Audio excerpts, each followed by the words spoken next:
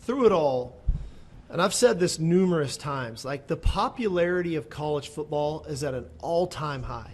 I mean, just look at the viewership of these games. And not only of college football, look at the popularity of the Southeastern Conference. Look at the viewership of our games.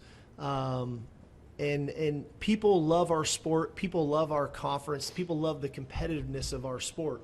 And so that's great. But, man, under the hood, we've got we've got a broken system going right now. And we've got to get a lot of different parties on the same page. And it's not going to be an overnight fix. Everybody's like, well, we just need a commissioner of college football. Well, the commissioner's no good if he doesn't have power.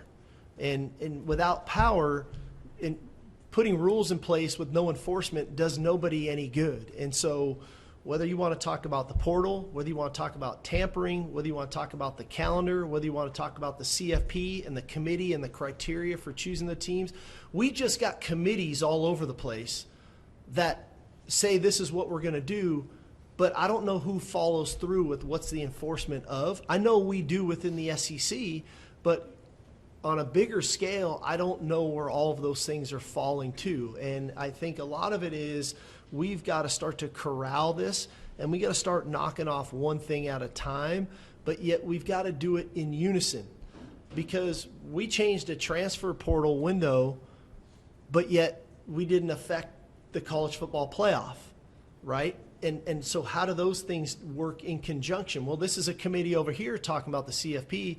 There's another committee over here talking about the calendar of how we operate.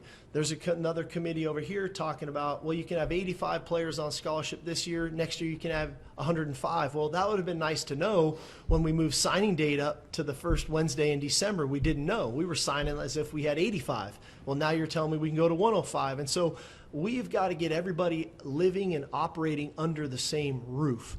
Well, yeah, that means we probably need a commissioner, and that commissioner probably needs one governing committee which can govern the rules that are getting put in place by these committees.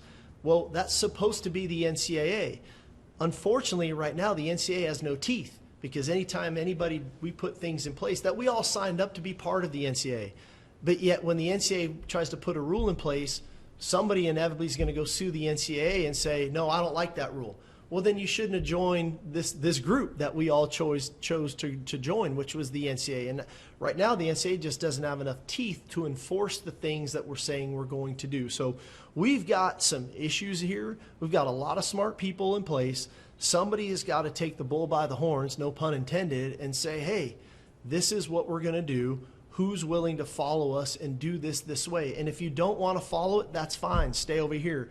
But if you're going to follow us, fall in line. If not, then there's some real punishment that comes with that. And so this is not something that overnight is going to get fixed, but I do think it can get fixed, and it will get fixed, because our sport and our game is too good right now. We've just got to corral some of these things. And right now, it's as bad as I've seen it. Everybody 2 years ago talked about the Wild Wild West. It's way worse than it was 2 years ago. It's beyond where anybody could have imagined where we thought we would be. But we can fix it if we all start to agree on things and everybody start to get on the same page. And if you don't want to agree, then go play over here, go play in your own sandbox. But in this sandbox, these are the rules. And do I think we can get there? Yes. Do I think we're going to get there tomorrow? No. It's going to take us some time.